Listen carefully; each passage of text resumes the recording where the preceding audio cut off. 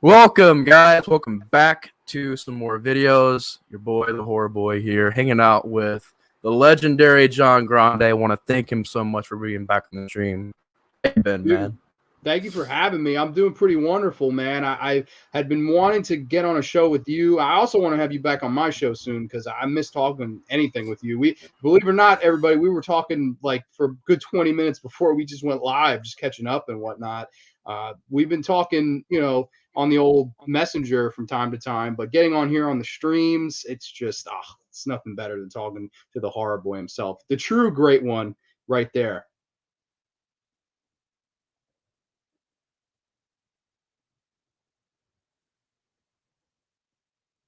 Uh-oh, I can't hear Nate. I can't hear you. What happened to his audio? We talked for 20 minutes and his audio crapped out. Can anybody hear Nate? I can't hear him. Oh, no. Yo, I'm going to check your audio. Hold on. Yo, this is good, clean comedy. Maybe my audio fucked up. I don't know. Check your audio. Hold on. The time, but yeah, your audio's fucked up. I don't know. Can y'all hear Nate? Or can you hear me? No audio from Nate. Okay, yeah, it's on your end, brother. Shit. Yeah, okay. Uh-oh. Now everything froze. Oh, shit.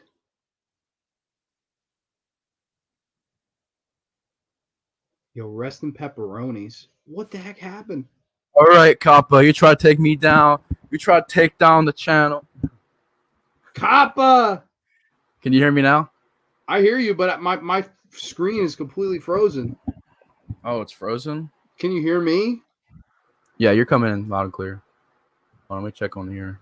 Yeah, my screen's frozen. I don't know. Yeah, my screen completely frozen. It's like on the stream, it's coming through. It's just a little laggy. Okay. I'm just trying to figure out why my fucking screen froze. Hold on, I'm gonna try to switch tabs here. YouTube trying to sabotage our stream. They are. I'm back. Come on, YouTube. Come on, George Clooney. Come on, I'm here. Come on, yeah. My screen got fucked up. Hold on. I'm gonna try to rejoin. Give me 1 sec, because this is completely frozen. Okay. What the heck, man? Ooh, yeah, you're coming through on my end. I can see you clearly. Okay. Maybe I try to refresh the page. Oh, wait a minute. He can hear Grande. Okay, so my page is trying to reload itself. I don't know. This is crazy. He said, "Did you say Nacho Bel Grande?" Fucking dumb. Dude, okay, you need to get royalties. Okay, for we're that good shit. now. I loaded it. Okay. What the heck happened? Who called me Nacho Grande? You can hear me, King Igor. Corey called me Nacho Bill. I do love the nachos, man. I only share. You get some royalties from that shit. I should get some royalties and some fucking nachos themselves. Like, I'd be cool with both. Or you get the fucking the lifetime supply of it. Dude, yeah, I'd win the ticket to the Taco Bell factory and meet Mexican Willy Wonka, Millie Monka, and get some fucking tacos till dawn. Here's how we make the Nacho Bel Grande. The Mexican Oompa Loompas. Oh my god. Oh fuck, dude. Oh shit. I guess we could kind of kick off the night because I just got back watching Spiral, man. What's your thoughts on that? Like hearing about it, kind of curious, and then I'll tell you kind of what I thought about the movie. Yeah, no, I'm interested to hear your thoughts because mine are real brief. I honestly have no desire. Like after Jigsaw, I had no desire to watch anything Saw, but I did see everybody on Instagram, and I'm not gonna say names, but everybody on Instagram was jizzing their pants over this shit. Like, I'm going to see Spiral, and I was just like, Jesus Christ, man, you gonna fucking wet your fucking jeans over here? Like, oh my god, like the It had the shameless. hype. Yeah, oh my god, like I'm like, dude, like no offense, like I don't care. I watched I see Neon Black reviews in the house. What's going on, buddy? I watched his review and it did not sound like my cup of tea. So I will probably stay far away until it's free. With that said though, I'm glad that Chris Rock gave it a shot, and I'm glad that fucking I don't know. I'm definitely glad that they tried something new. It's not just the Jigsaw has been dead for all these years. At least I from what I know, I don't know the ending. But I'm assuming it's not John Kramer. If it's John Kramer again, it's the ghost of John Kramer. No, I would not disbelieve that. Like or unless they got Costas Mandalore back, like game over. Did they get Costas Mandalore back after he's done his bad independent horror like Hyenas and shit? I don't know, man. I didn't. Was that the guy from the Jigsaw? No. Costas Mandalore is Hoffman. Oh, Hoffman. Yeah. I'm just gonna say this, man. It was really, really loosely tied to Saw, like really, really loosely. Like but it's kind of like Jason Goes to Hell, where I look at it and I go, it's very, very loosely tied to it. But I found it to not be perfect, but I will say it's a lot better than shit like Jigsaw and Saw 5 and Saw 7. But it's like Hellraiser Inferno. It's exactly like Hellraiser Inferno, man. Where shit. It's good on its own merit, but to really sit there and be like, okay, this is connected to the Saw franchise is like, I don't know, man. I don't want to give too much away, but I will say if you're going into it, know it's different, know it's new, and know it's something that's separate from Saw. Because if you go into it and you want something just like a Saw movie, you're not gonna. If you're like a fan of the old formula where it's a guy going from room to room and there's traps and he has to figure out what his sins are, what the people's sins are. It's not like that. It's a lot more of a classic detective story about trying to figure out. It kind of reminded me of Jigsaw in that way, where it's about them trying to figure out who this person is. But as far as everything else goes, I mean, the traps are there, but they're not really the focal point of the movie. The focal point is more of the mystery part of it. And, I'll say this. It's not anything like, I would say, post-stream. I mean, if you want to, man. It is a spinoff. It's a very, very weird spinoff. It's got a lot of interesting things to it, but at the same time, the traps, man, I'm just saying this, they're getting very, very far-fetched now. Like, I was thinking shit, and Jigsaw was far-fetched, and this movie, I'm over here like, what the fuck? Like, yeah. Like, this shit's like, I'm like, how is this all? And what kills about the Saw movie is that they're all still connected. And I'm like, okay, so when the fuck did this happen? Where is this guy? Where is this person? Where the fuck is this happening? Like, they did not clear that up at all. But if you want something different, I recommend it. But if you want something that's just like Jigsaw was playing it safe. This is something completely different. So if you like different, I like different. I think you might enjoy it. But it's not anything great or special to me. Yeah, it looked to me like more like a CSI episode, but exactly with Chris Rock, and like to me, like I applaud them for not doing the same old like going room to room, but at the end of the day, that's kind of what Saw was. Like, I don't know, like not too many Friday the 13th films switched from the normal formula of just Jason killing people at the camp. Like this, it looks more like a CSI episode dipped in what Saw used to be. But I said it back on when I did the retrospective of Saw. I almost feel like the glory days, even though they weren't that long ago, like we can all remember when they were getting released in the theater, it's the fact that like the glory days, even though they aren't that long gone, the fact is it was over. Like it just wasn't as popular anymore. So I don't know what to part of me is just like, I'm not really that interested. I like Chris Rock. I like Sam Jackson. I'm sure they do a good job in the movie. But I don't know. Other than that, I'm kind of just on the fence personally. But do you recommend? Granted, you said it was like Hellraiser Inferno, so I'm kind of like, when you say that, I want to not watch it. It's not. I'll say this: if you want something different, as I applaud it because it wasn't like it went out there and just did another generic Saw movie. It's something different, something unique, and I appreciate. I did enjoy the movie. I thought it was a lot better than shit like Saw 5. I'm not a fan of Saw 5 or Saw 7 or Saw 8 or Jigsaw. Jigsaw, to me, I thought was like a really bland, kind of safe by numbers type movie, whereas Spiral kind of keeps you guessing, and it kind of plays around with the rules. And so it's definitely a movie where you could tell Chris Rock, I mean, I know he loves the series. I know he has a passion for the series. You could definitely tell. I mean, I thought he did a pretty good job as the lead. I mean, for being that this was one of his first serious roles, I thought he pulled it off as the lead. And like, I don't know. I will say this though. When you watch the trailer, you might notice this in the movie. There is a weird tone to the movie because there are times where it's very comedic. They're making one-liners and cracking jokes, and then it'll get really deadly serious. And I'm like, okay, that I kind of noticed. And also, I will say this.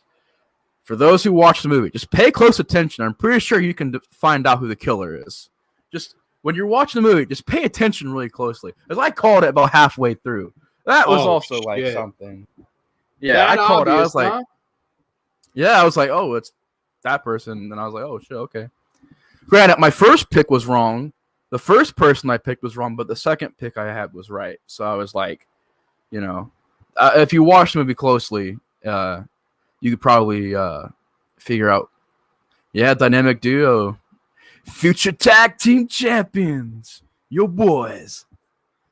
But if I don't know if I'd say it's a must watch, but if you want to see something different, just check it out. It's not everybody's cup of tea. Again, it's very, very different, very, very unlike other Saw movies. But did it really need to be made? I'm not sure about that. I don't think we need any more Saw movies past like Saw 4 or 3. But it is what it is, and it actually, I will say this too, for those wondering, it actually has quite a bit of practical effects, which surprised me. I thought it was going to be CGI because Jigsaw had a lot of CGI. But if you guys are out there wondering if there's a lot of CGI effects, actually, it's surprisingly very practical film. But the traps are very far-fetched. But that's about all I can really say right now. I want to do a review on it someday too, so I'll probably do that eventually. I look forward to that, man. I don't know. I'm like the initial, I was kind of not interested. And then after hearing certain people's thoughts, I was like, I'm completely, I think it's the fact that I hopped off the train. Like I'm good on, like I recently, like not even a year ago, watched them all in a row. Like in 1 week, I watched all 8 of them. And I gotta say that, like, watching them without the hype involved, and like, because I remember that was a big thing every Halloween, like every October, they would release those movies, and that was the secrets to Saw's success, I think. Because in October, everybody wants to go see a horror movie, and that's when they were getting released. Saw 4. If it's Halloween, it's Saw. And at that time, if it was August, it was fucking Rob Zombie's Halloween, which is weird. I don't know why, but that was kind of the case. But no, those Saw movies, that was the secret to their success. And I think that's why Paranormal Activity eventually took over in that scene, was because they did the same thing. And they promoted it with like using shots of the crowd. They just did like this night vision on people going, oh shit. And then everybody's like, oh man, I want to go see that movie, Or I remember, do you remember this in Paranormal Activity 3? They showed the trailer, like the initial trailer, and there was some crazy shit in it. Like there was a scene where the priest was like going into the house, and then all of a sudden, like this spirit like bashed his fucking head on this marble counter, and like there's like 3 or 4 scenes in that trailer that's not in the movie. So like they would do like false advertising just to get your ass in the theater. Like that's wild marketing, man, really. But again, that was really the being that the throne saw. I kind of wonder if they just did that just for the trailer. They were like, hey guys, we're gonna shoot the scene today. Just looks cool. We're just gonna put in the trailer for a quick little scene. It's like, really? I don't know. It's so Because they made weird. it like it was a Bloody Mary movie. Because like the trailer, it focused a lot on the Bloody Mary legend. And I was like, Yes. oh, is it like a Bloody Mary movie? And it's like, no, it's not. You watch it, it's another generic paranormal. I'm sorry. There's two movies from that series I like. There's the first one, and then there's the fifth one, whatever that one was, the marked ones, whatever. But besides that, that series is like to me where it's like 2, 3, 4, and that stupid Ghost Dimension looking movie. They're all the same. They're all literally the same, and it's like even Jason movies I can't say are all literally the same, even though on paper it sounds like it. Each movie kind of has their own unique thing going on, whereas with Paranormal Activity, it's literally the same thing. Yeah, People and I running, the think camera drops, everybody dies. Like same thing over and over again.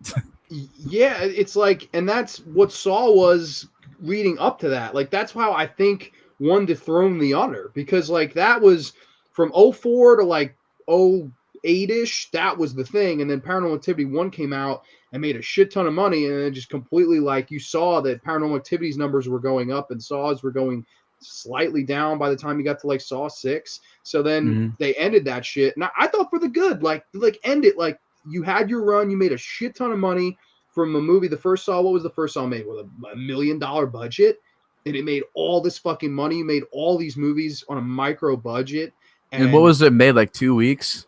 The first Saw was yeah, made in like 2 or 3 weeks. they had Danny Glover for 2 fucking days to film. Man, how crazy is that? Like, think How about the that. hell did they get all that footage?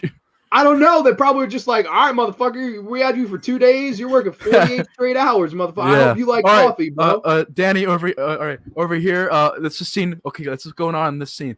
All right, let's get it, guys. Get it. Yeah. I mean, that's a 2-day schedule. They had him less than they had fucking Donald Pleasance and Halloween. I mean, that's fucking crazy. Right. That's crazy. There's like, I haven't even read the script yet. Just where's the script at? Oh, I can't find the script. Just say this. And No, people never talk about this, but I believe Carrie Elways sued the fuck out of them after the first Saw came out because he wanted more money. He was like, I got paid shit. You got to pay me more money. And then that was years of lawsuit battles. And that's why he's not in any of the other ones until the final one. They finally settled, and he was like, if I come back, it will be the last one. Make it be the last one. And then they do that fucking twist, which everybody saw coming after you showed him at the beginning of the movie. Like, really, oh man, like the more that you think movie about, fucking sucks. I'm oh sorry. my That god, movie's. it's so bad. It's like a comedy. It really is like it's like Scary Movie 6 or Scary Movie 7 3D or whatever. It's fucking, that's a bad film. But as bad as that is, I fucking hate Jigsaw more. Like, I hate Jigsaw. I was gonna say, I'd say that and Jigsaw are probably like bottom of the barrel. Then like Saw 5 is a little bit above that because at least Saw 5 has a few things I can get into, but I think like they could have done way more. Like with the Hoffman storyline. See, I was actually a fan of that storyline. I liked the character with Hoffman, and the way they fucking swerved it with 5 and 6 and 7. I was like, wow, like you ruined such an interesting character. Like you could have done something with him. Yeah, I said that on my stream too. I was like, that character was completely because the way 4 ends, you're like, oh shit, I'm really in to see where this is going. And then it just completely, like, the next one you get this backstory, and I was like, oh, I'm into this. And then like by 6, he's like killing people like a slasher villain. Like there's a scene where he kills like the entire police station, and I was just like, what? Like, the rules been thrown out the window? Just, I don't know, really poor shit, man. I don't know. That after Saw 5, yeah, I even Saw 5 included. They're very not the greatest. They fucking botched that character. I feel bad for Costas Mandalore. They totally botched the character. I agree with you. And he didn't do a terrible job acting wise either. I mean, like I wouldn't say any of the Saw movies are like Oscar worthy, but like for what they were doing with that character, and that's the thing I don't understand is like all this shit leads to nothing ultimately. Like all those twists, all those like turns and major plot points, even in this new movie. If you guys are wondering, like, oh, do they reveal and cover everything? Honestly, they really don't. I mean, they kind of mention dialogue here and there. I don't want to spoil everything, but it's not. It's like a consistent thing with these movies where they bring stuff in that they don't finish. Like they brung in Dr. Gordon. First of all, they retcon that because then in Jigsaw, which if you guys haven't seen it by now, there's a twist in that movie where that guy was the guy. Oh, he was the guy helping out Jigsaw. I'm like, so then you retcon 7, and plus you never mentioned who the hell are those 4 people in the background with the pig masks on. Who the hell are those guys? Just kind of hanging around. They obviously work for Jigsaw too. Like, I'm over here like, okay, does he work with them? Or is he a separate Jigsaw? And then this new movie, I'm having questions. So it's like, that's why it's like when you get to, 9 movies in a series, you get to a point where you start noticing like, okay, this shit does not add up or line up at all. Like they don't even explain it at this point. No, it's garbage, man. It's weird. What do you think? Like, it's weird because it's funny. The two things we're talking about, and I see people in the comments saying Saw greater than Paranormal Activity or vice versa. Paranormal Activity greater than Saw. That's interesting. I would definitely say I like the Saw movies better. Paranormal Activity, I'm not sure if I like any of them. I really don't. Dude, they're so repetitive. Like, I love the first one because it was the first movie to kind of do that, and I could still watch it. And like, literally, the only problem with that movie is the ending. Like, I hate the ending, and I hate how the characters do dumb decisions. But besides that, I think it's got a great mood and atmosphere. I think it's very basic and simple as a film, but it's realistic in that way, and it makes it more grounded. Whereas the sequels, it starts getting more and more and more crazy. And it honestly, like Paranormal Activity 2, that movie feels like nothing that happens. Like there's literally, you're sitting there like, okay, there's not really much that happened in this movie. If you count it on like 2 hands, maybe about everything that happens. But the evil pool vacuum, by God. I swear that happens. Scary Movie 5. Rest in pepperonis. Ashley Tisdale's career after that shit. Right. Life wasn't so fucking sweet after that, man. But like, it's weird because the two things we're talking about, even though that they're 10 years plus ago when we came out, like if you think about it now, those are the last 2 that like moved horror along. Like I still feel like to this day you're getting paranormal. Like we're still in that era, you know? Like even when Scream came out, you got those I Know What You Did Last Summer, Urban Legend, Valentine, and then that shit ended probably around the time Saw came out, and then it was Paranormal Activity. But like we haven't had that movie that ended the Paranormal Activity shit and moved on. Like I feel like everything, even mainstream that's coming out, whether it be Saint Maud or The Unholy or the new Conjuring, like all the Conjuring shit, like that I feel like is all a branch off of what Paranormal Activity did and the money that drew. It's just, I wonder like what the state of mainstream horror is anymore. Like it seems like independent movies are getting a shot, but they don't seem to be getting a shot unless they're following that branch. And I kind of think that's bullshit. What do you think?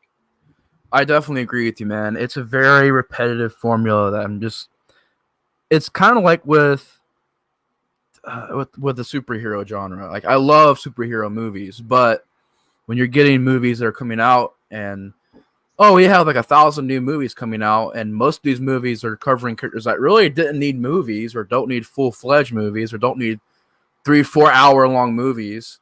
You know, it's like with the horror genre, the problem with that is they're back in like 2010, Insidious came out. And to me, Insidious changed the game. People say Conjuring did.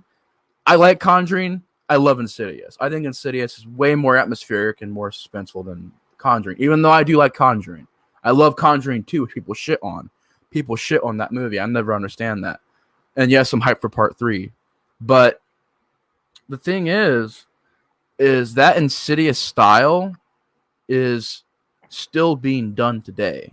Like relying on jump scares, relying on the digital look of the movie, relying on PG-13 horror, which can be done right sometimes, but there are times where it's done, you can tell it's PG-13. And it's like, how many horrible paranormal PG-13 movies have we seen in the past like 5 years even? You know? Even 10 years. Like, even 10 years. A step further, you know? Yeah.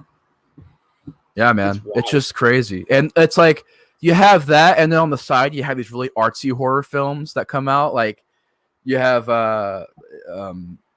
I forgot the name already, but it's the Hereditary? guy. He did Hereditary. He did that other film that came out too. Midsummer, Yeah, The Witch, The Midsummer, Lighthouse. The Lighthouse, which some of that stuff is good. I like most of it, but it's either that kind of like those kind of movies, or it's the paranormal scene, and it's like interesting to me. Like nobody's trying to add something. Oh, we haven't seen this yet. Let's put this in there and bring it back. Like I want to see people touch on like old school Hammer formulas again, like bringing back the monsters again, see what we can do with them again, or maybe touch on suspense again, maybe touch on more slow build, suspense build filmmaking, which I feel like movies don't do anymore. Movies are so hyperactive, there's no time to build characters or suspense because it's got to be an hour and 30 minutes. It's got to be PG-13. It's got to be, fast and jump scary and stuff like that.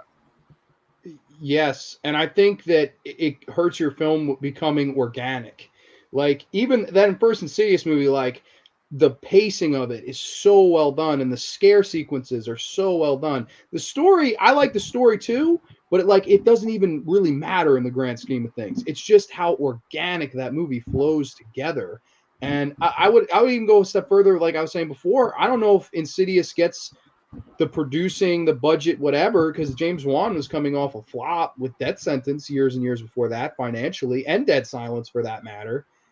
Once Paranormal Activity set the world on fire, it was like, all right, let's give this guy another shot. And they gave him another micro budget, and he made another huge franchise. And the same thing with The Conjuring. I think a lot of the success is because of James Wan. I think he's like one of the best filmmakers out there right now. And I think that in a lot of ways, we just need somebody else to step up and make that next big movie. But it seems like when that happens, it divides us now more than ever. Like when Hereditary came out, it was divided. Same thing with The Witch. Same thing with It Follows. Same thing with The Babadook.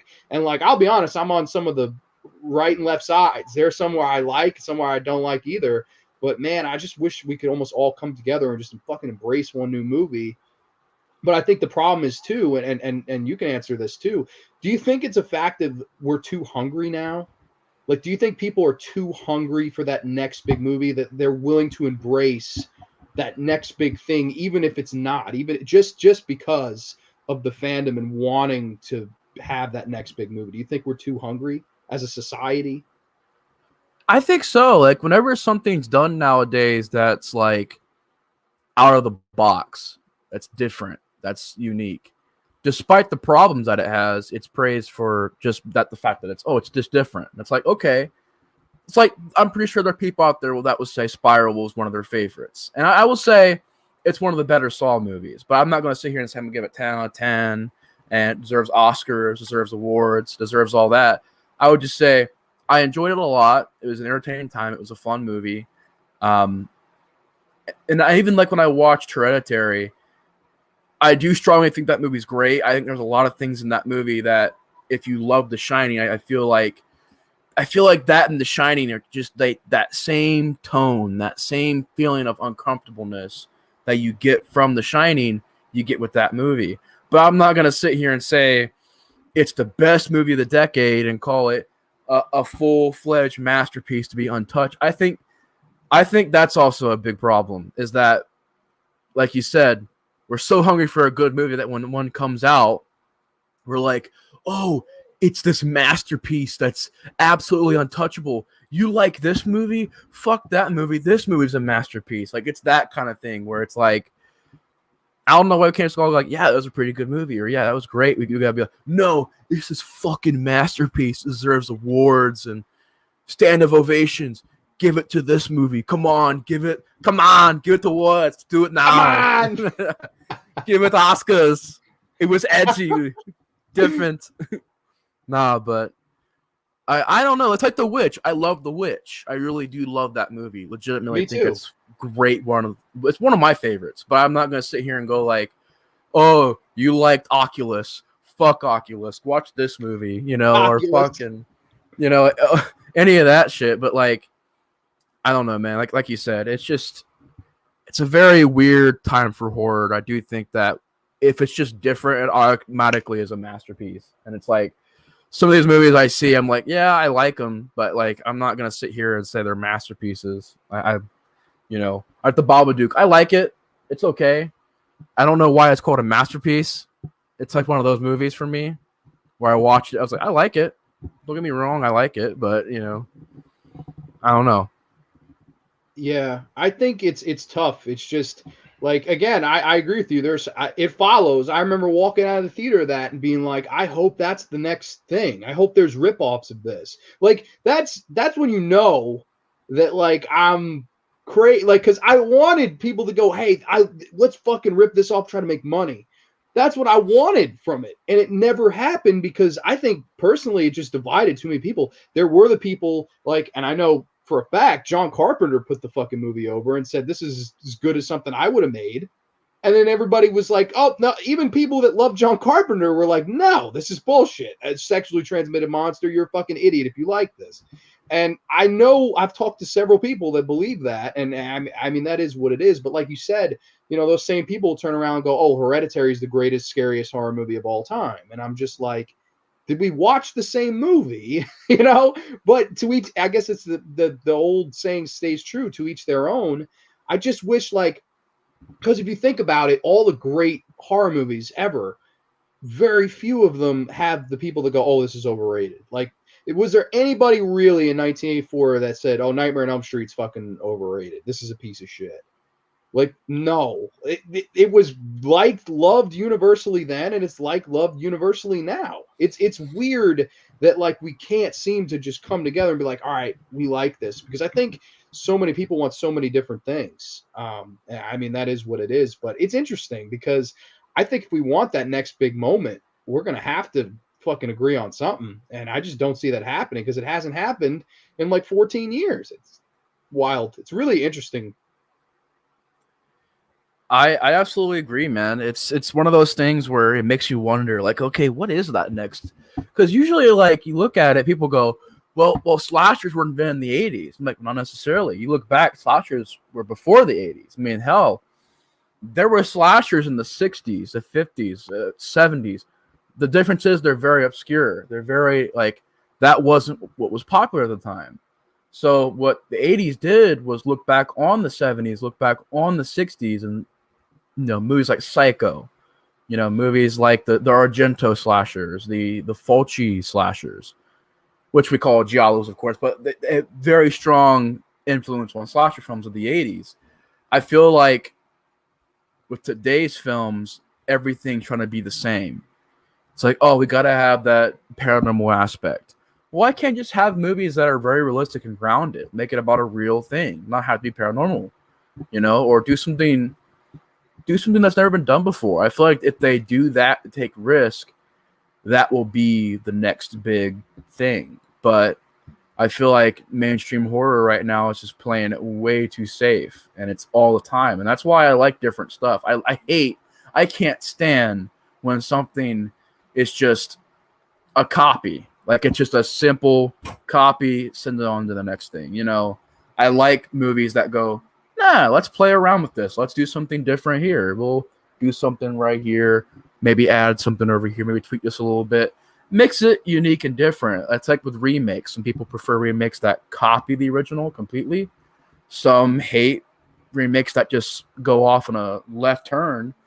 I love different remakes. I love remakes that can do their own stories and still find a way to be a remake, but it's very curious, man. Very curious to think about. I honestly, I think we need to get out of this paranormal phase because it's overdone, man. It's really overdone.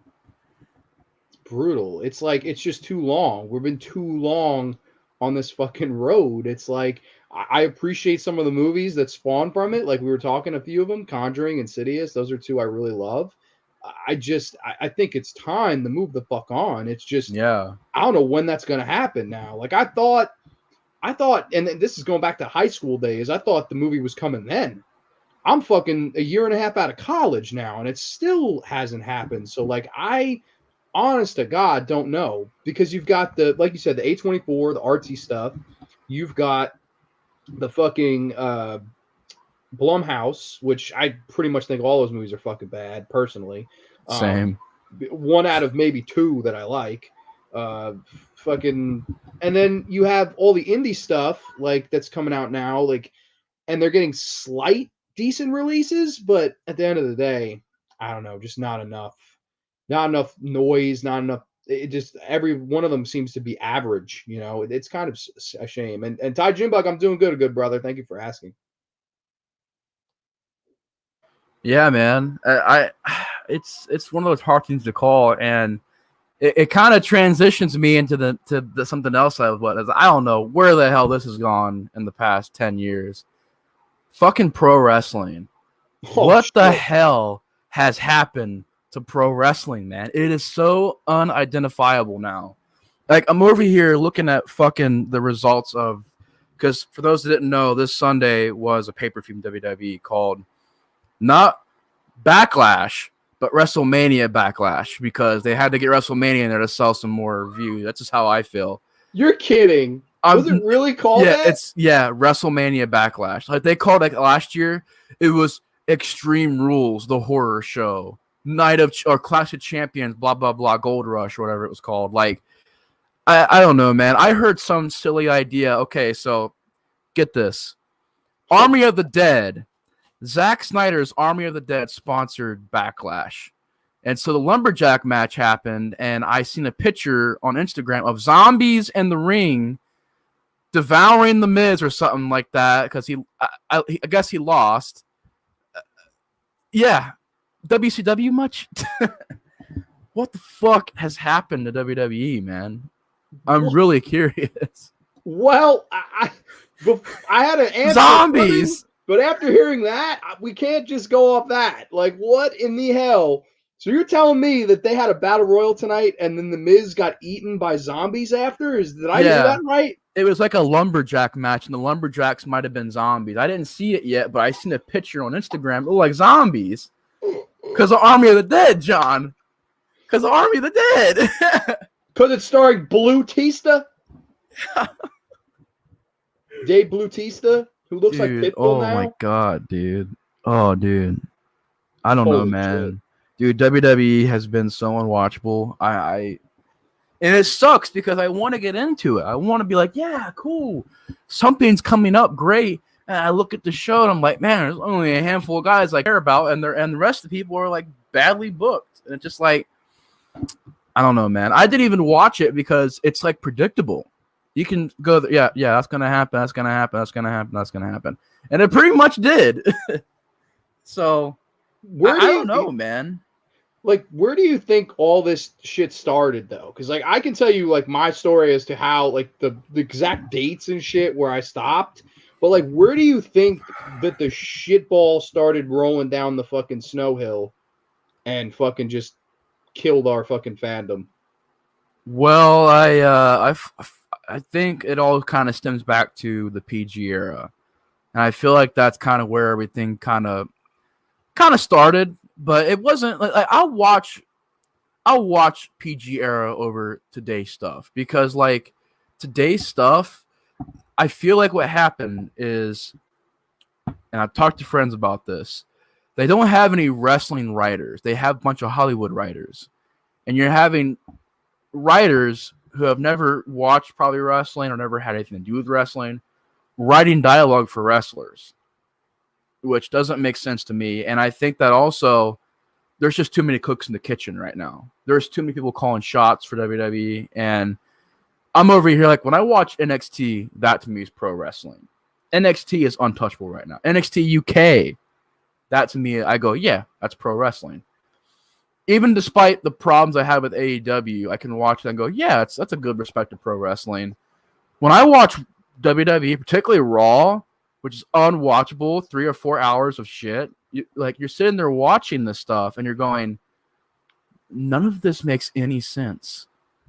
Nothing follows each other.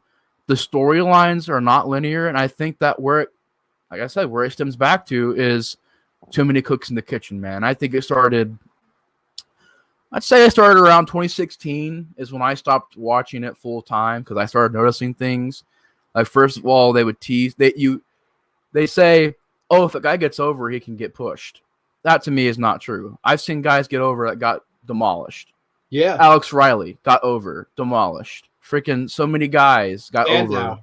Yeah, Sandow, Cesaro, Finn Balor, Cesaro. It's a ton of people. Rusev was the most over guy in WWE at one point. He had his own holiday, and it was every day. It was Rusev Day. It was and he fucking didn't even, Rusev he fucking Day. got buried. Yeah. So like to me, whenever they say, well, the audience didn't want them. Are you serious? The audience was clamoring for guys like Drew McIntyre. Now they've got Drew McIntyre. And the same repetitive rivalry with Bobby Lashley over and over and over and over and over again. The Fiend was over. Oh, they destroyed the Fiend. Bro, they fucking destroyed the Fiend. How many times has that motherfucker gotten over only for them to bury him?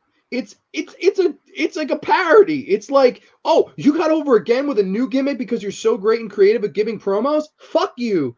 It's oh my god. It's horrible, continue. Dude. I'm sorry. It's just sad. Dude, no, it's fucking terrible. Like at WrestleMania, they had this big build-up for him to come back and return to WWE, and he gets jobbed at WrestleMania. Jobbed. And I'm like, over here, like, I just don't know, man. I really don't know. I just can't fucking watch it anymore, man. I'm over trying to figure. We're watching stuff like ECW Barely Legal, which to me I thought was amazing. Like you look back on that pay-per-view is amazing. That's a wrestling show. When you watch Raw, it's like an advertisement. You have more Old Spice segments than you do for actual wrestling.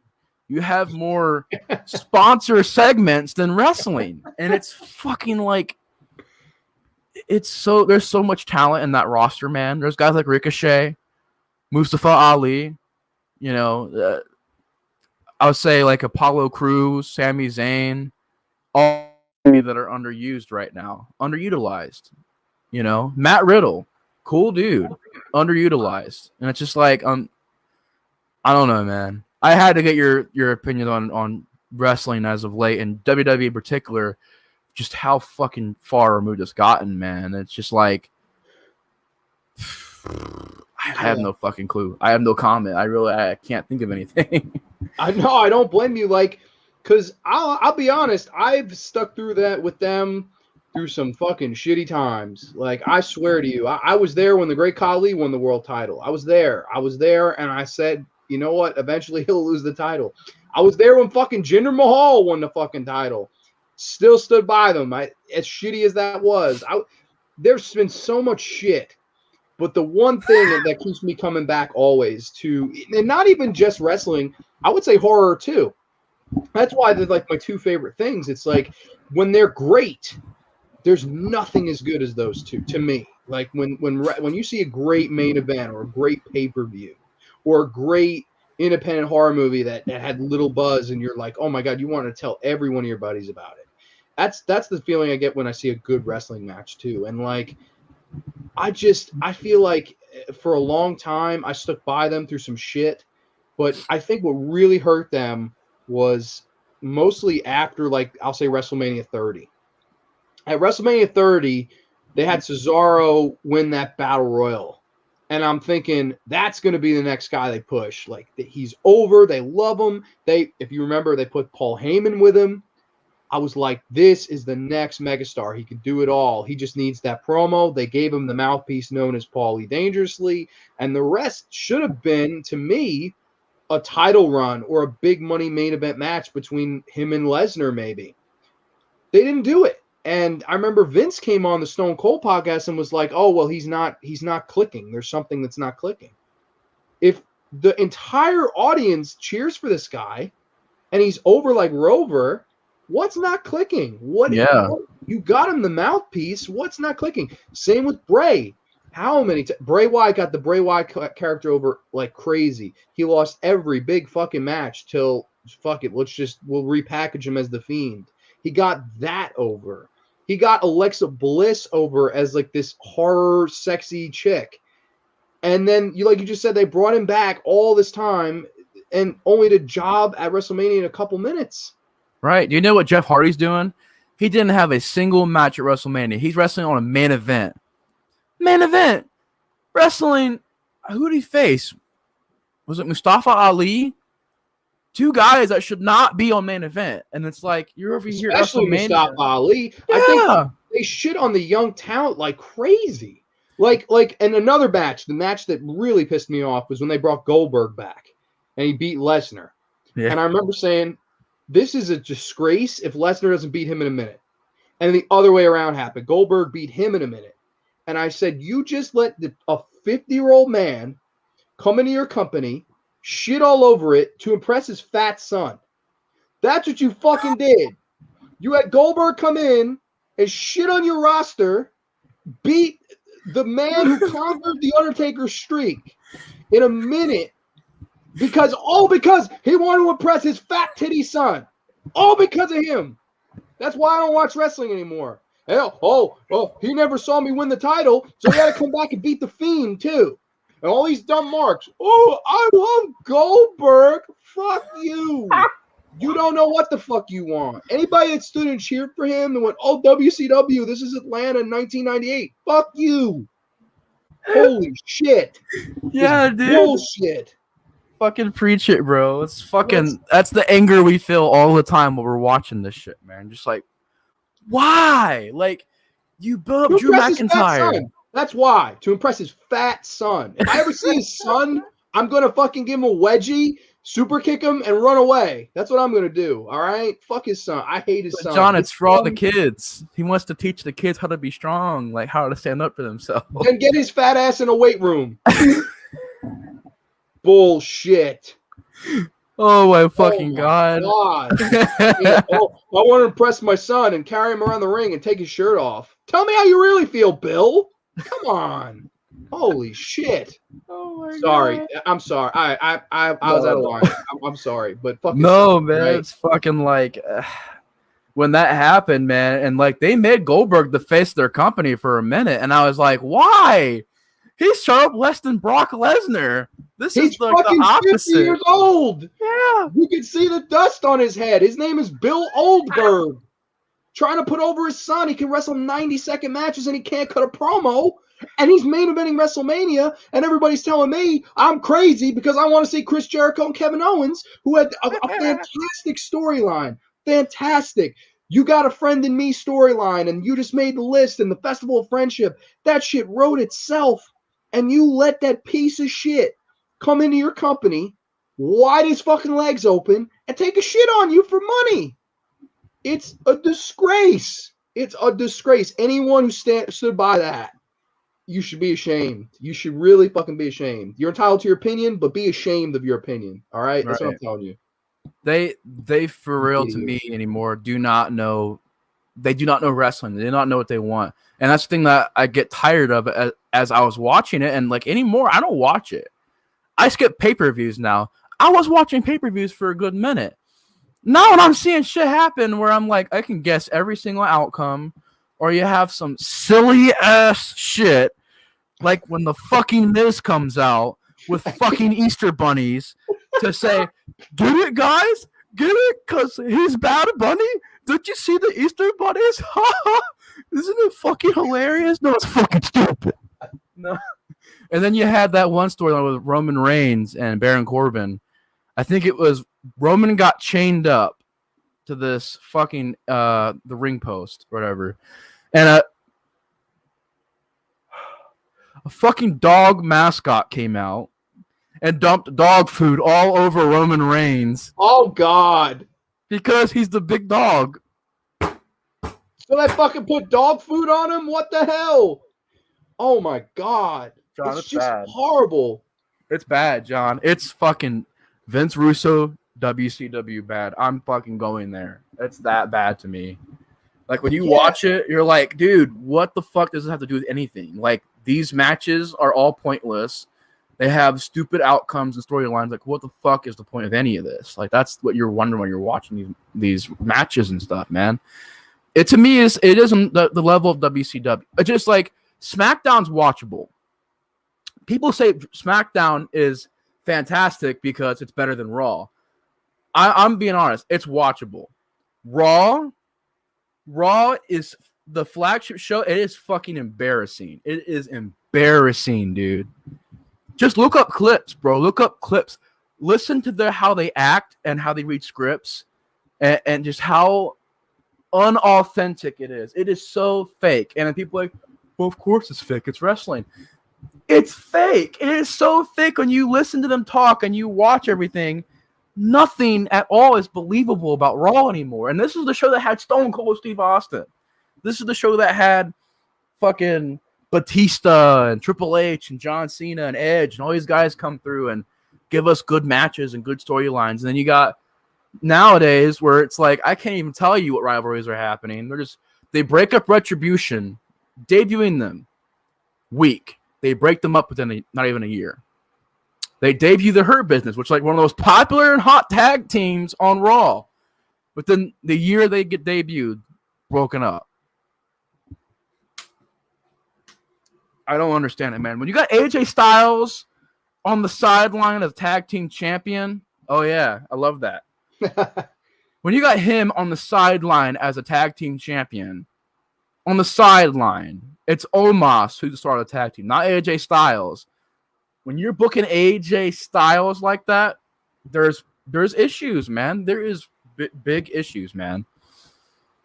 It's sad because I used to love it so much, and like it hurts to say goodbye. But I just did. At a point, I went to, I'll never forget, I went to SummerSlam 2018. It was in Barclays, Brooklyn, sold out crowd, a lot of fun, I thought. Then I watched the show, and I said, this is bullshit. Your two main matches, which was going to be Alexa Bliss and Ronda Rousey, and Roman and Brock, that was the two like featured matches. Combined, they didn't go 10 minutes. Those two matches. I'm like, this is your big money seller, these two matches, and they did not go a combined 10 minutes. I was like, there's a problem here. And like, I remember everybody was like, oh, well, Ronda Rousey, she has to job out Alexa Bliss. I'm like, that's your top heel in your fucking division. What do you mean she should be jobbed out? I think a lot of it is too is a disconnect between me and the people who still fucking follow it. Because I think a lot of them kid themselves into thinking they know what the business, like psychology and what's right, what's wrong. Oh, well, that person's legitimate. I get it. I get that she's legitimate, Ronda Rousey. But in pro wrestling, it's not legitimate. Pro wrestling is a fucking work. And you have to work together to draw money and put on great matches and tell good versus bad, babyface versus heel storylines. That's how it fucking works. And it's just, it looks like all that's been thrown out the window. And it's not that they don't have the talent. They had Samoa Joe, poor Samoa Joe. He was in a fucking poncho at WrestleMania. In a poncho. He got released after that. His last appearance at the company was him standing out in the fucking rain of WrestleMania in a poncho. That's sad. That's one of the best fucking pure wrestlers I've ever watched. And the last man's appearance was at a WrestleMania. Oh, cool. At WrestleMania. You would think he had a great match? No. He stood next to Michael Cole in a fucking poncho. It's just, it's dead. And they have the talent, but they do not have any creative. They're so starved creatively that they just fucking, they're like, all right, we don't have any competition. I hope AEW catches up to them. I hope, because I like what Cody Rhodes is doing right now. I like his psychology. I like the way he looks at the business. He looks at it just like Dusty did. And I think in a lot of ways, AEW is the better product. I don't watch it that much because my love for wrestling as a whole has sort of died since this whole thing with WWE. But part of me is just cheering on for AEW to just overtake them, man. And I think once they outbid them in the ratings enough, it's going to be interesting. I would love another war because I know whose side I'd be on. And maybe they could push them to book better. Maybe because like, some of the best time for WWE was when they were having those ratings wars. And that's when you got the most creative times. And I just hope that they can be pushed to do a little bit more better. I mean, there's things that they could do to really improve that product. And I mean, a lot of things, probably a list too long to name, but yeah, they got a lot to work on, especially like, and I go into the positive mindset. I don't go into it and go, I'm going to fucking hate this. I go into it. I'm like, you know what? Patience. I'm just going to go into it. like a fucking dumbass with a fucking positive mindset and be like, yeah, No, let's go in. see, that's not true. You're not a dumbass for that. You are a lot better than me because I can't. Like, I'm at the point where impress me. You have to impress me now because your shit stinks so bad. Oh, I got in there too, man. I'm just not, man. And I'm like talking to like these people. I'm like, do you realize just how much money you're pouring into this just by because here's the thing that was stupid. Here's the thing. They canceled the network. And they're like, hey, buy Peacock, buy Peacock, buy Peacock. Buy Peacock. So people buy Peacock. And like the same week they released Peacock, they go, oh yeah, A&E has a documentary series that you can only watch on there. You can't watch it on Peacock. You got to watch it on A&E. What? So now I got to get cable and watch Raw and SmackDown. Make sure I have those channels. Make sure I have A&E or whatever, A&E USA, whatever it was on. And it's like they didn't put, and plus they've censored a lot of stuff on the Peacock version. Like I'm pretty sure ECW is like fucking PG now, which is crazy because like I don't know, man. It's just like it's like I don't get it, man. Like I and people say it's all Vince. I don't think it's all Vince. I think it's a problem is that Vince really isn't involved with it as much as he used to be. And I feel like he's kind of gone, oh yeah, here you guys go. Here you guys go. Help me out. And these people that are whoever the fuck is responsible for this stuff need to just sit down and go, okay, whatever all this is, we're ending this. Whatever this narrow path is that makes sense, let's follow this. Because there is no direction for that company. There is no direction for the storylines, man. There's nothing that makes sense anymore. At least when I got to sit down and I'm watching old school, whether it's Smoky Mountain Wrestling or NWA, or I'm watching, the old school stuff. I'm going back to the wrestling roots and watching the classics. You can tell, okay, obviously these two are in a storyline. They're in a rivalry. It makes sense. It's a week-by-week thing. And Raw, it would be one thing one week and another thing the next week. And that's exactly how WCW was. That's why it's kind of a weird thing. Like it's history repeating itself. It's that thing where what did WCW do? Relied more on sponsors, relied more on having Chucky appear, having David Arquette win the world title, having RoboCop come in. They relied on the sponsors, whereas nowadays you have the same shit happen. RoboCop. You had that run WrestleMania with Terminator. You had Bad Bunny come into this WrestleMania. You had Army of the Dead. You have Old Spice, which has more fucking segments on Raw than actual talent does. Is Old Spice, the 24/7 title. That's bad. That is bad when the advertisers are having more segments on Raw than a guy like Ricochet or Mustafa Ali. That to me is horrible. Yeah, and I think a lot of that, it diminishes what you're watching today. Like if I'm watching the main event of Raw today and you show me, oh, well, in a few weeks, Stone Cold is having this person on his podcast. I like Stone Cold. This is nothing against Stone Cold. You shouldn't be talking about that in your main event of your fucking show. That is the main event. You should be talking about that. Those two people in the ring, whoever they may be. That's the main event. That is number one. You want to promote that coming back from commercial before a talking segment. There's times to promote certain things. There's times for the fucking Old Spice commercials that I'm sure they spend their money on. But I just think where it's inserted, it's really hurting the talent, man. And it's just, how would Stone Cold have liked that if he was fucking wrestling the main event of Raw back in the 90s? Oh, listen to the fucking Hulk Hogan podcast. No. Don't do that shit. But they have a tendency to make what you're watching now feel unimportant. And whatever's down the road, that's really important until you get there and then you realize, the next pay-per-view, that's where it's actually going to be more important. It's lingering. It's fucking stalling. And the problem is there's no fucking payoff to that. The payoff is watching Samoa Joe at a WrestleMania standing there in a fucking poncho. That's your fucking payoff, buddy. That's a problem. You got problems. It's so terrible. It's beyond fucking repair. It really is beyond repair, in my opinion, because it's like if you have a roster that good and your show is that bad, Rest in pepperonis, pal. Rest Yeah, in man. pepperonis. Yeah, indeed, bro. Fucking piling the pepperonis on there, man. Get beat with a fucking pepperoni stick. That's it. You rest in pepperonis, bro. You got no chance. Where's the Vince McMahon? No chance in hell. You've got no chance. No Oh my chance. god, yes, dude. It's just like, Mm-mm. well, like the thing is, like I was given a chance. I'm like, it can't get worse than this, can it? It can't. And then it does. I'm like, okay, it can't get any worse than this. I mean, it's the Fiend. He's cool looking. You ruin him. Oh, you're gonna bring him back. You ruin him again.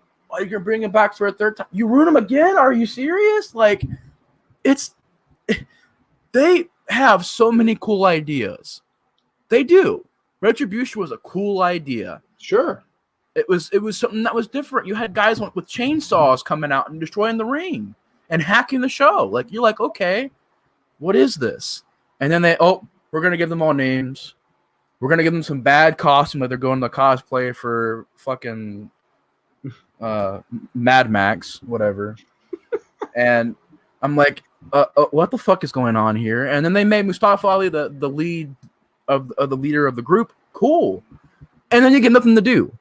I'm like, so what's the point? WWE, what the fuck is the point of all of this? That's my question. I don't know. And like you mentioned Bray, how many times were we all behind Bray only to see him get buried? I mean, I was around every time. Every single time. The initial Cena feud where he's cutting these great promos. This world is a virus known as the human race.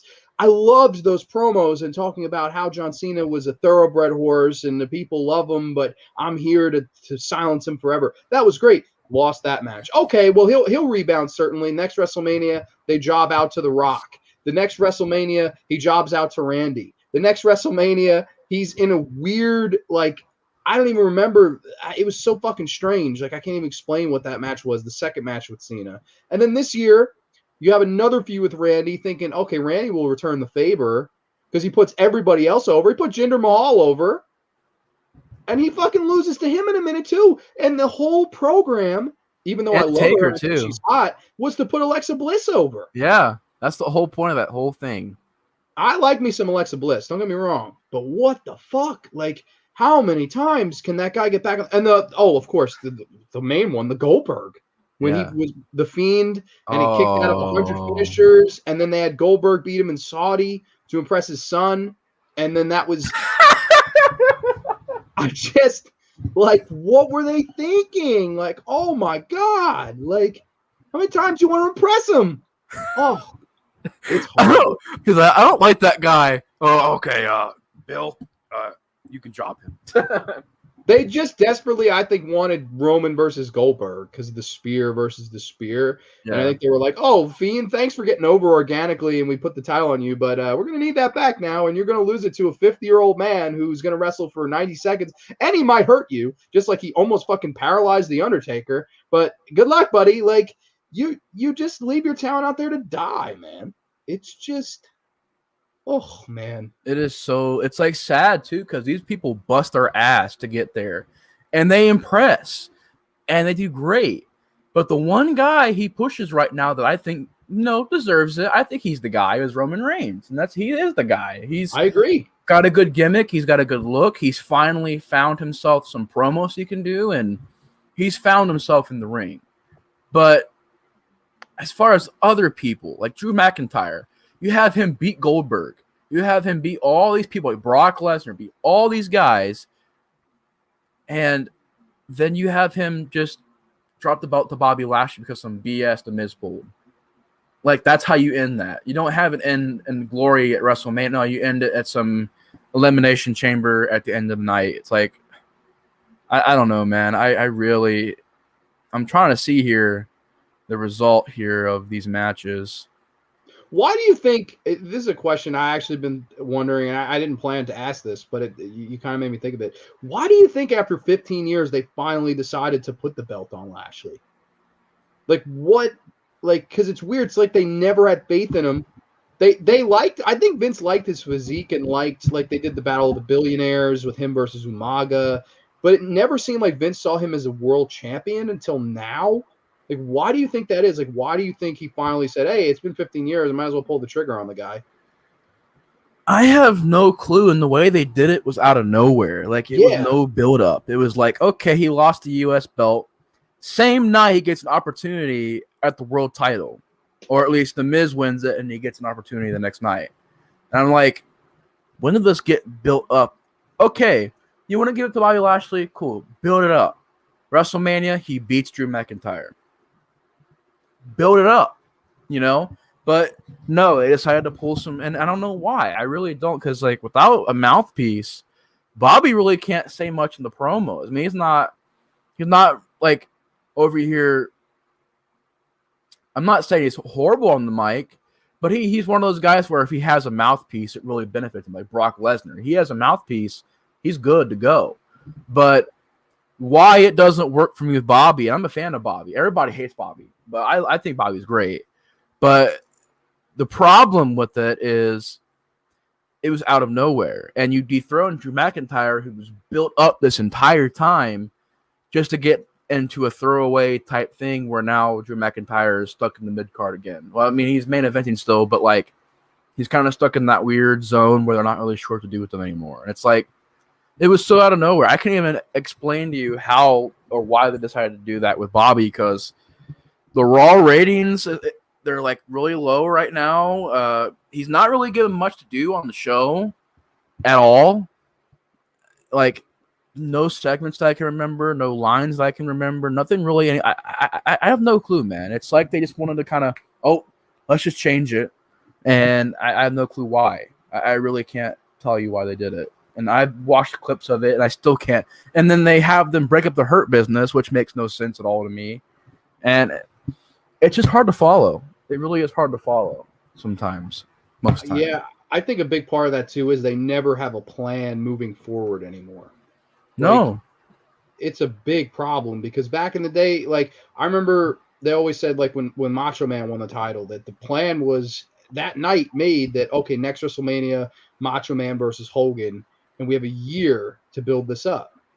And, like, they don't do stuff like that anymore. They really don't. It's like spur of the moment, and it's just it's not taken seriously, or it's not received seriously because they don't build it up. Like, that's why when Jinder Mahal won, and it's nothing really against him as a talent.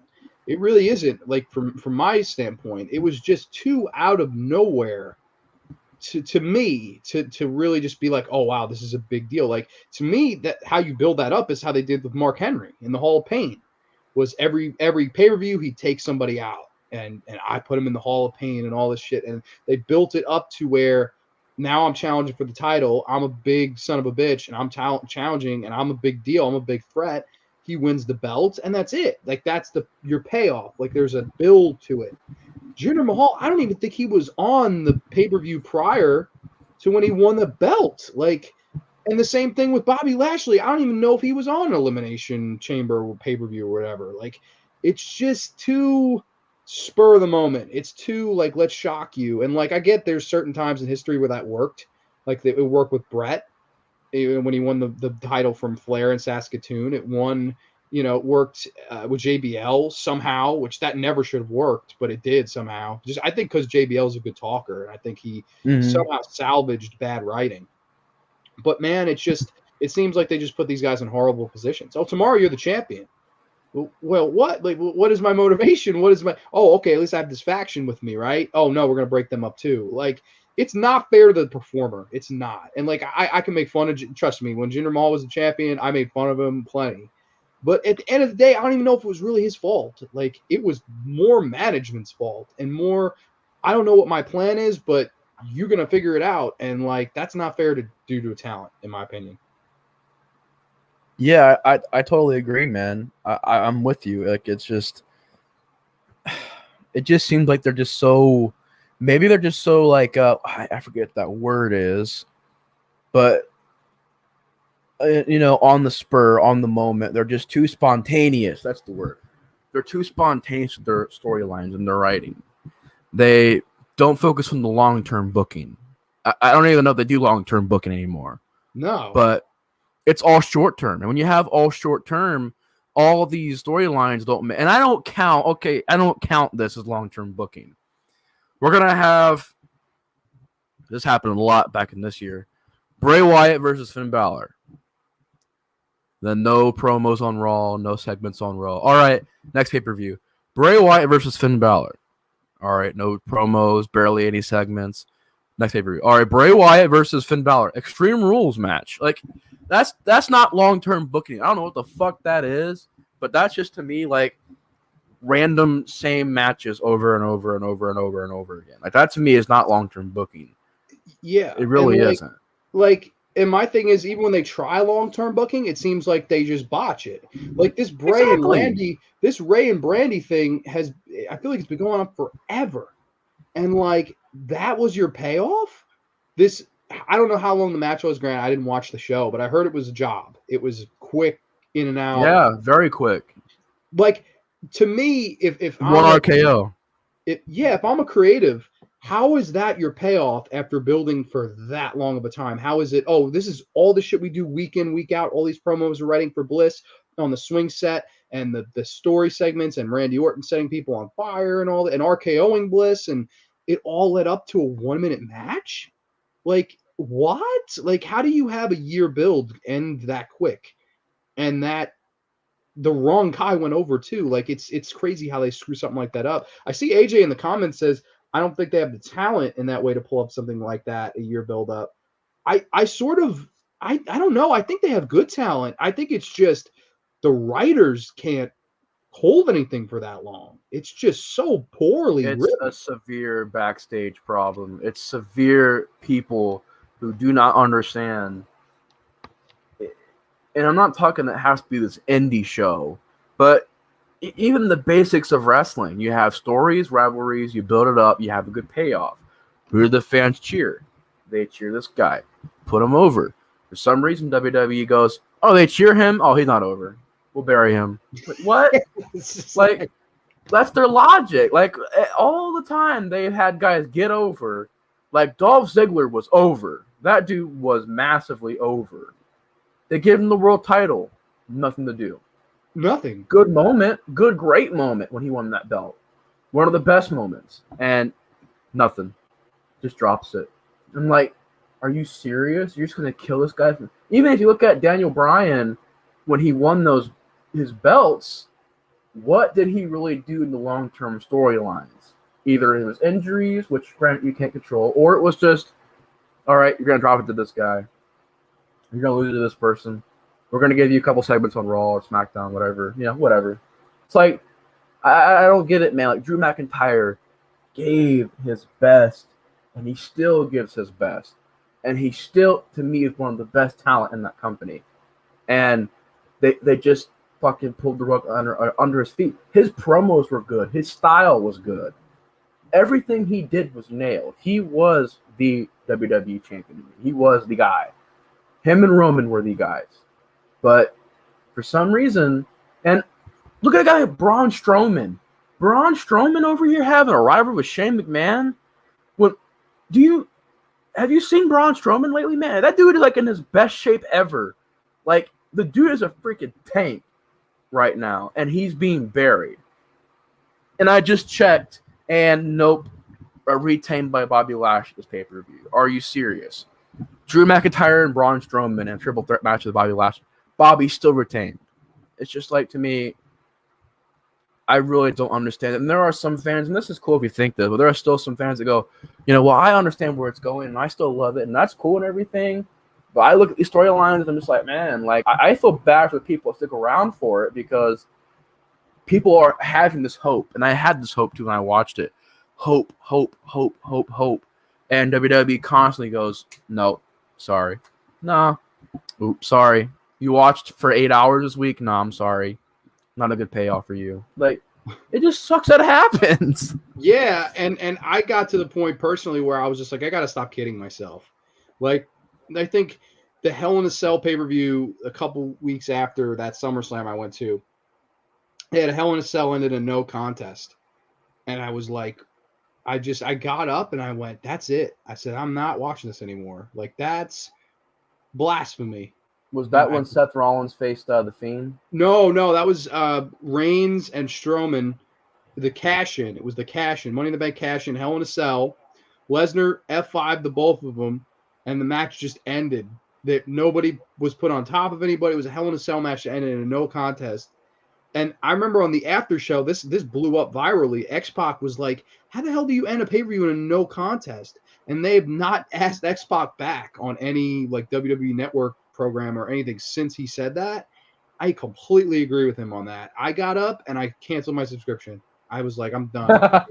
That is the end of this. And like, I just completely, I was like, I can't stop. I have to stop kidding myself. Like, I have to move on. And it's nice to enjoy the glory days and like look back and watch old school stuff. And like, I love doing that. And I love talking about like the old school ECW stuff with you. And we had a nice conversation about Barely Legal and shit. Like, I love talking about that stuff.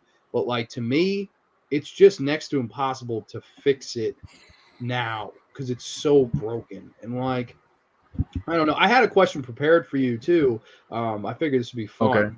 And lighten the mood a little bit. If you were in charge, like let's say tomorrow you got the call from Big Vince and he said, Nate, I want you to come in. And I want you to make a great storyline that could save my company. Now, obviously, saving that company is not going to be easy to do. But if you were given one storyline, two performers to have a nice feud and a big build, payoff, whatever, which two performers are you doing? And tell me like your ideas, like give me your creative, like how, because I feel like too, and before I let you go, I think a lot of fans, they bitch about the creative and they don't offer a creative, but I think we can offer a pretty cool creative personally. What would be your creative match, good sir? Well, I would go back to long-term booking. I built it for probably a year, and I was telling, I have two big ideas that I would do. Two. One, no title. One title. The title, I would have the beginning of the year, The Rock comes back to Raw. Or no, he comes back to SmackDown. It's the SmackDown Hotel. He comes back to it, doing great. And Roman Reigns comes out and says, you did movies, but what did you do for WWE? You took off. You used them to better yourself, to launch yourself. And Roman's like, I stayed here. I've been here. I am the head of the table, doing his whole spiel. And you could have it to where, like, obviously, of course, The Rock would, own Roman Reigns the mic. But at the same time, Roman could say stuff about The Rock. And you can even have, I would have, because the best storylines in wrestling to me are the ones that blur the line, are the ones that have a little bit of realism, a little bit of real life, but also mixing the wrestling part of it. Am I coming through pretty clear?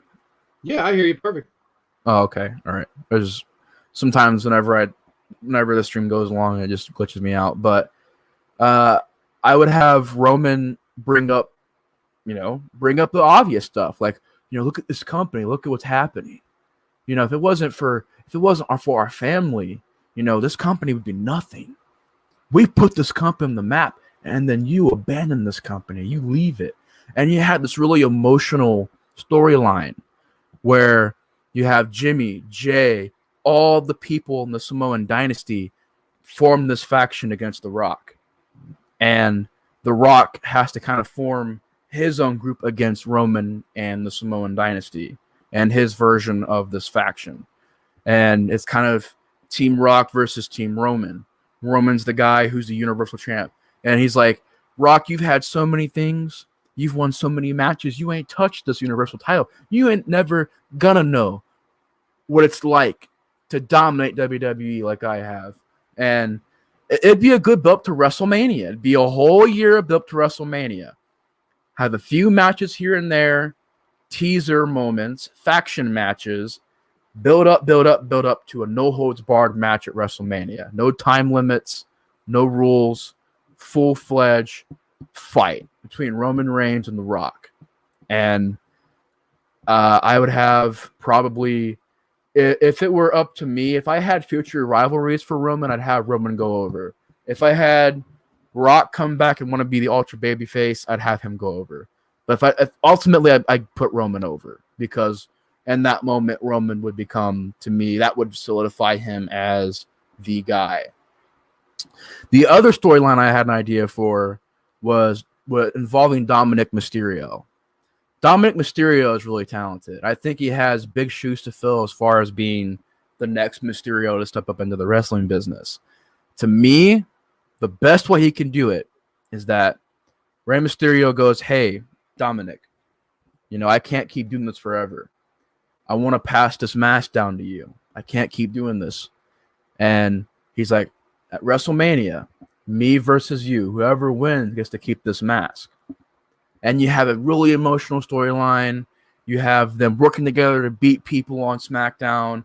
They get to WrestleMania. They have a great match. You build it up, give it nice time to build up for it.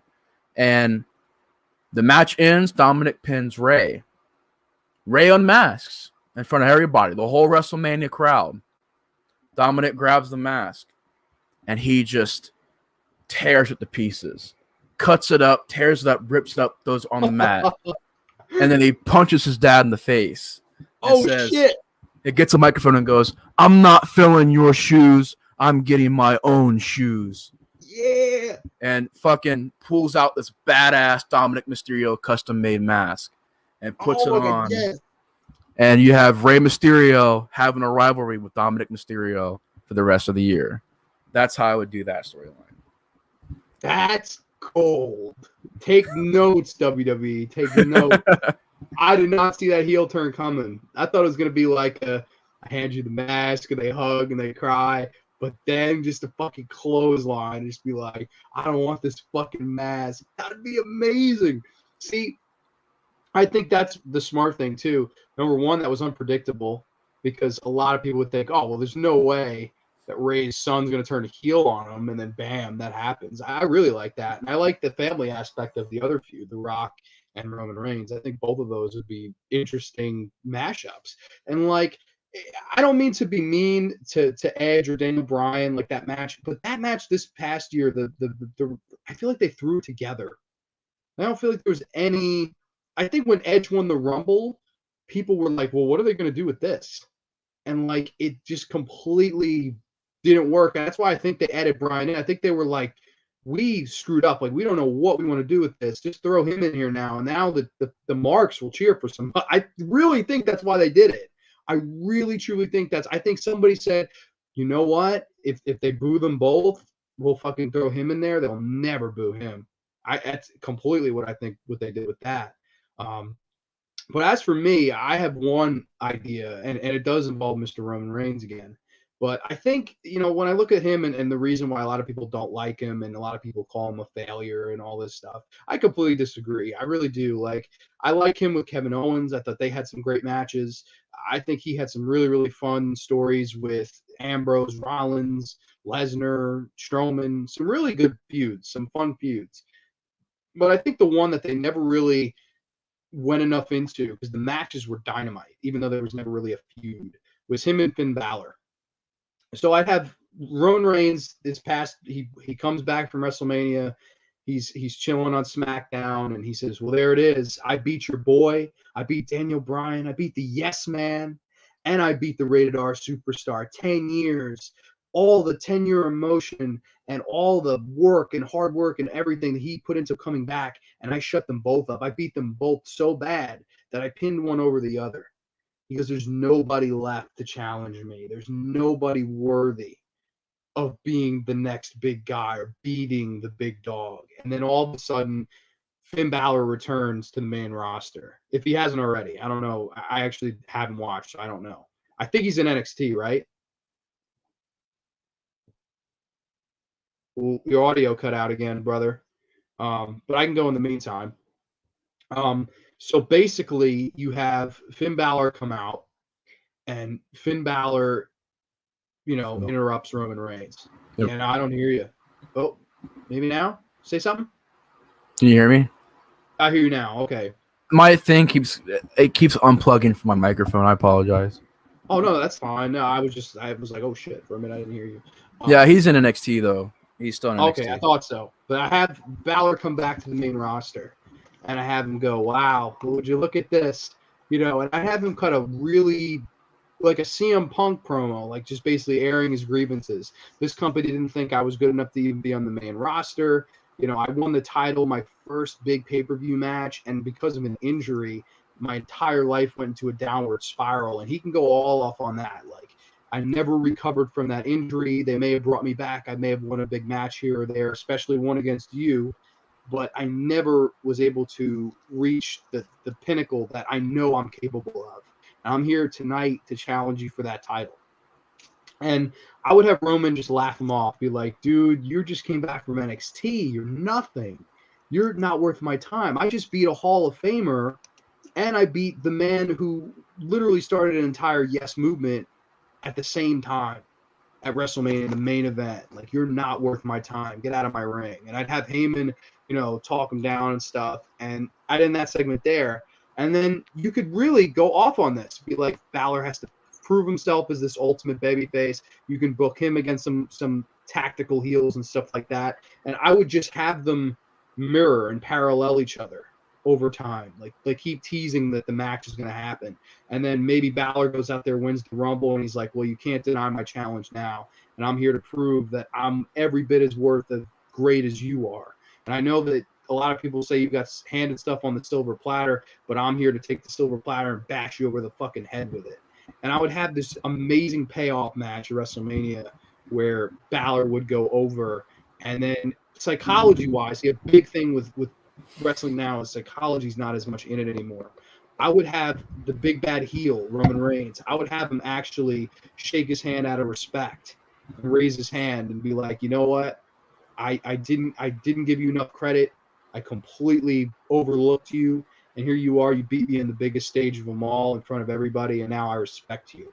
And you can almost do a slight babyface turn where Reigns is, hey, I respect you now. Give him some time off, and he comes back as a big babyface. Or you can have him come back as a big heel. You know, hey, that was just, you know, mushy-gushy stuff back there. That's not what I really meant. Now I really want the title back. There's so many other directions you can go with that main event. But I think, number one, you're making a star, a new star.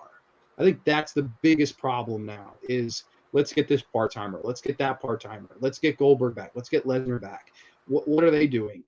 No, like enough with those guys had their time.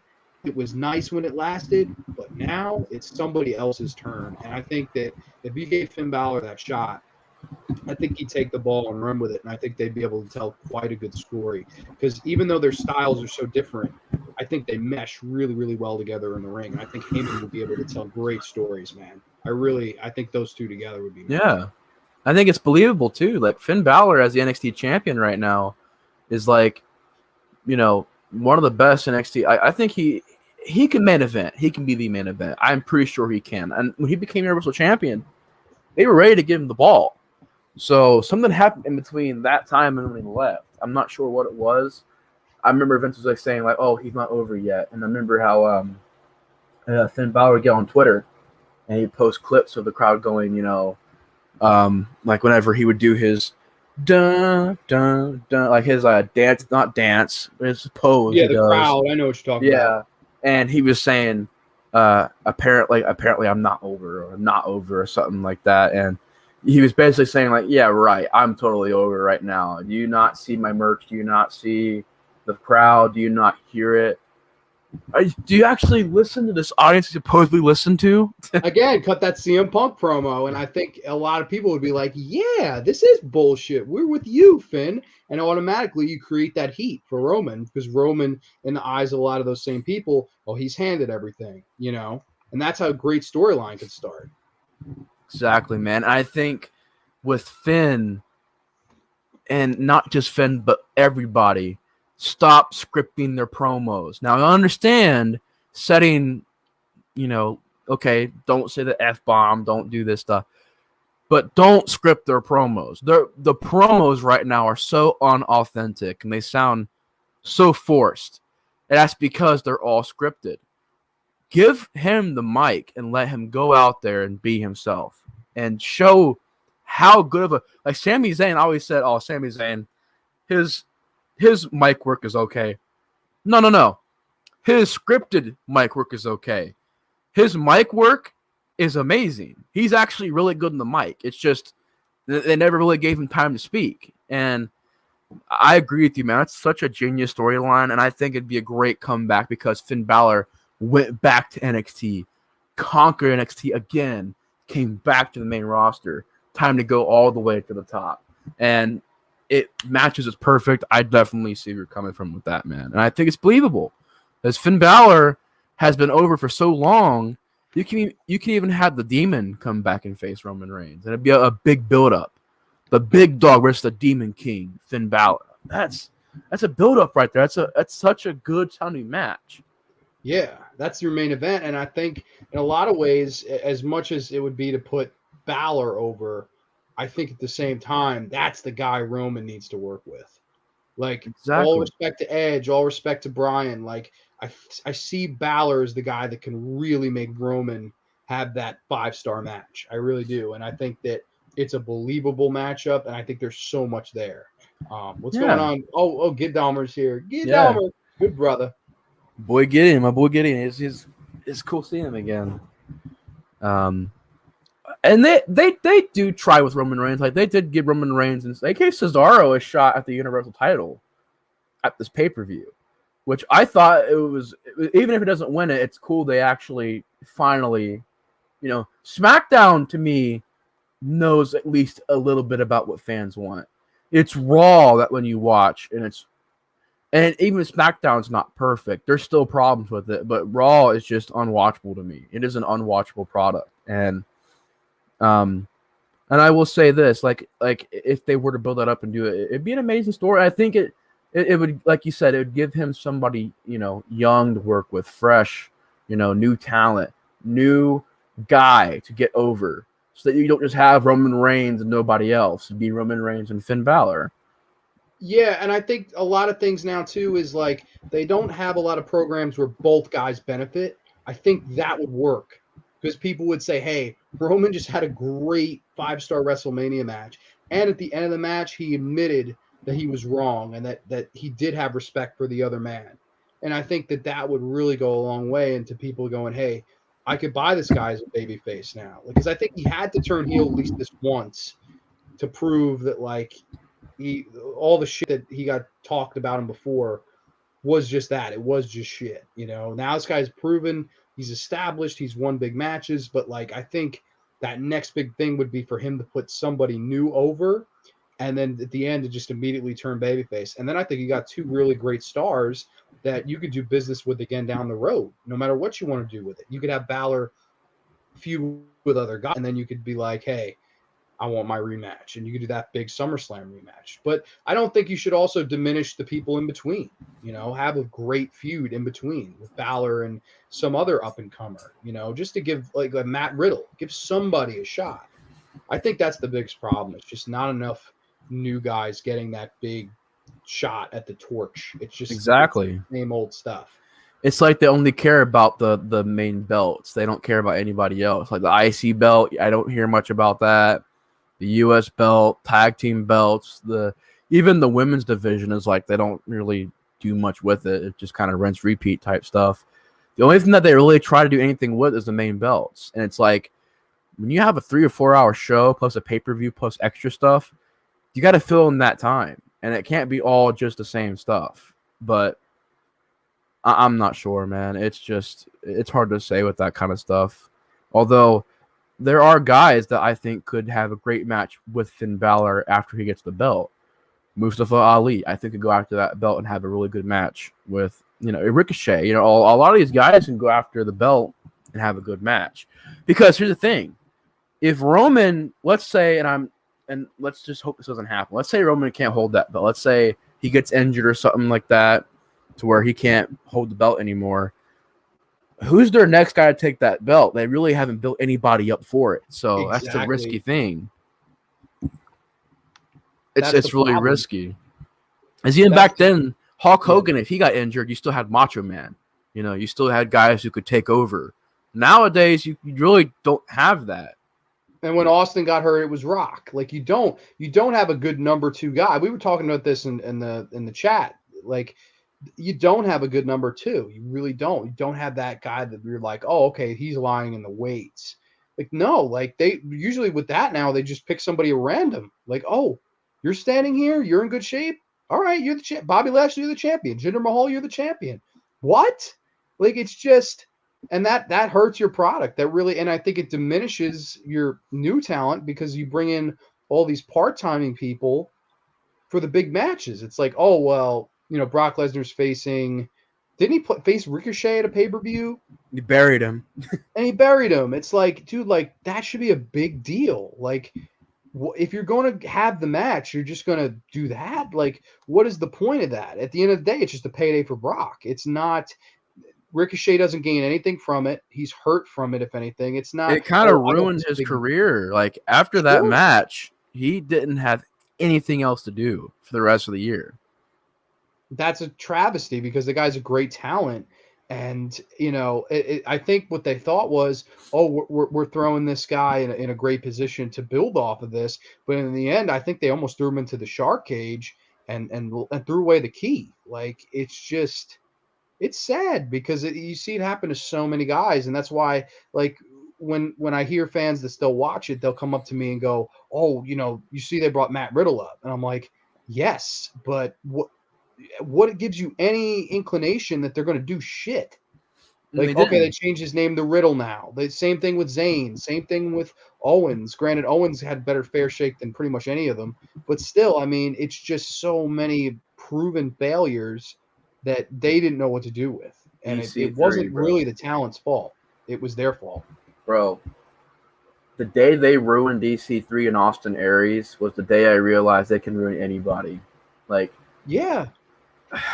The day they put, like, Keith Lee's one of the hottest talents right now in wrestling, and he's doing nothing.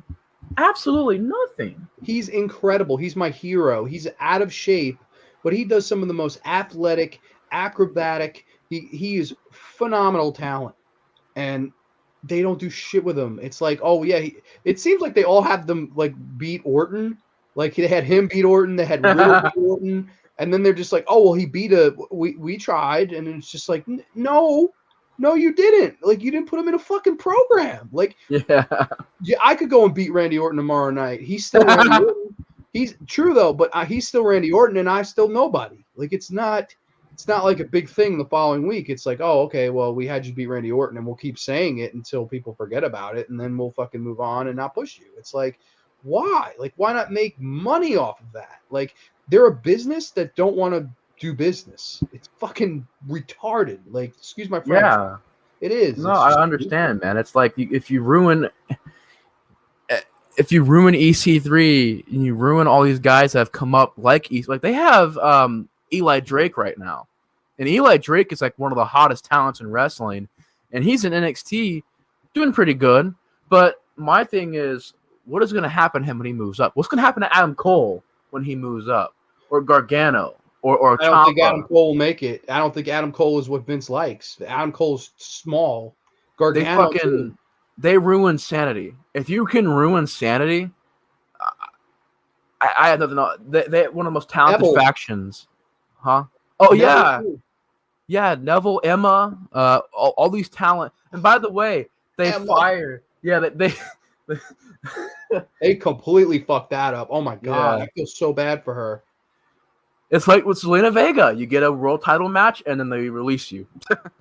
I love Zelina Vega, too. Almas, too. How do you fuck up Almas? How do you fuck up that tandem? They were great. They were over. The Iconics. They fire the Iconics to bring back Eva Marie. And I'm like over here, I've never even seen an Eva Marie match. I don't think she's ever even had a match on the main right. I think they've always had. Yeah. They always had promos and never debuted. Yeah, I think her debut was like she pretended to be injured, so like she wouldn't wrestle. I don't know. It was bad. Like she's beautiful, but like that's not somebody. You have somebody like that as a valet or manager. It's the truth. Like nobody wants to see her. They don't care. Like. And it seems like that's what they've done with Bliss now. Like they're completely like, all right, you're beautiful. You draw a lot of money. There's no reason to even have you in the ring anymore. It's just like we have her cut promos and this weird makeup every week. and like it's entertaining in some ways. I don't know. I love her as a talent and as a person. I like Alexa Bliss, but I don't know, man. It's odd. It's really truly odd what they do nowadays. I don't know. God, like you said, God bless anybody that can still stand by it. I just couldn't do it anymore, man. Like, and that doesn't say anything about me being unloyal, because I try to be as loyal as fucking humanly possible. But man, when something's garbage and the ship is sinking, I'm gonna be one of the first few people to say, "Hey, man, we're going down." Like, you can get off, we can hop on a lifeboat and see if we can find greener pastures. But if not, man, we're going down with this fucking ship. It's like Alien 3, bro. I'll just skip that one. Skip that No, one, move on to the next. Funniest line of the night. Oh, you know what Spiral's like, Grande? It's like Hellraiser Inferno. That makes me want to go not see it. A little bit of Deader, a little bit of Revelation. Oh shit! I don't know how I made it through that series, dude. I have no clue how I survived that. That was such a fucking horrible. Your reviews of those were so fucking entertaining. I tried, man. I had no energy left, man. They fucking sucked the soul out of me. By the end of it, you were like, "Fuck my life." Yeah. Oh shit, Jesus. Man. I hated my life at the end of it. I was like, yeah, I gotta watch something else, man. It's just making me depressed. You were like, today I watched Hellraiser Deader, and I was just like, oh my god, he must have had a shitty day. Tomorrow, Hell World, then the Revelations. I'm really looking forward to Judgment. Yeah. Which of those is actually somehow the best one. I try to have hope for it. That weird ass movie. Hey man, that's at the end of the day, it's all we can have is just hope. Yeah. That shit moves on in a better direction, like for both horror and wrestling. Like I think that's the key for us, because it's like, this is my two biggest passions, and they always have been. Like I was saying before, when those two are good and when something clicks, it's like I want to tell everybody about it, and I like can't stop thinking about it. Like it almost becomes like an obsessive thing. So I hope one of them figures their shit out. I definitely, it's weird, horror is in a much better spot, even though wrestling probably should be in the better spot of the two. It probably is financially, but man, from a creative, like if you told me I have 3 shitty horror movies for you to watch, I would watch it over watching Raw. I really would. Like I'd be like, maybe I could find something in one of these 3 movies that blows up my skirt.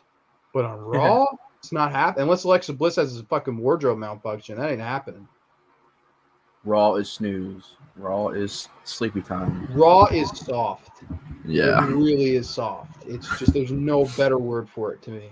Raw is soft right now. It's just, I don't know, man. It's hopefully they figure their shit out, but I ain't holding my breath. Yeah, same here, man. Well, do you have anything else you want to add, or do you want to go ahead and wrap it up? Is there any more topics you want to discuss? I got the old work tomorrow, so I'm kind of shutting off, but it was nice. It was nice hopping on here with you, man. We should do one of these times, like the next time. Even I could even have you on my show. I'd love to do like a retro pay-per-view review. Oh, dude, yes.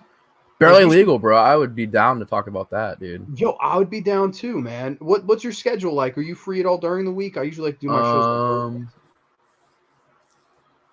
Well, I know on Thursdays you usually stream, but I'm only really available work nights, so I'm only really available till 5:30. But as far as the weekends go, I'm always available, like Saturday, Sunday, Friday nights. I'm probably not, because I work a night shift right now. But as far as like Saturday, Sunday, I'm always available. Okay, I'd love to do stream. So we'll work around that, and we'll do a graveyard wrestling show on my channel, and we'll watch Barely Legal. We'll do a retro wrestling night and discuss the highs and lows. Granted, there's no lows. That's like one of my favorite pay-per-views ever. And that would be a fun one to go in depth on and like talk about, because like that's like a top 10 pay-per-view ever for me. So I would definitely like to discuss the background and each of the matches in depth, and that would be a fun show. So definitely I want to keep that. I'm going to put that on my calendar of like when I want to do that. Maybe sometime later this month or even early June would be cool. Okay. Thanks, man. Yeah, that'd be awesome. Maybe talk about some WWE, ECW as well. Oh my god, yeah, we should do an ECW retrospective. That would be, granted, we would need days. Like that couldn't be done in one stream. freaking sci-fi sponsors it. Yeah. But I feel that completely. Old Spice. oh my God, sponsors, sponsor mania. But anyways, thanks so much for being on the show, John. I really appreciate it. Thank you guys so much for watching. Yeah, it's been a blast, man. It was good hearing from you again. Hey, thank you for having me, man. Always 1,000,001 good times talking with the horror boy right here, man. 1,000,001. So thank you everybody for watching. This was a fun ass show talking all things horror and wrestling goodness, man, with the legend himself, the horror boy Nate Murphy. So rock on, brother. Thanks for having me on. No problem, man. For life. I'll see you guys later. Peace out, everybody. Peace.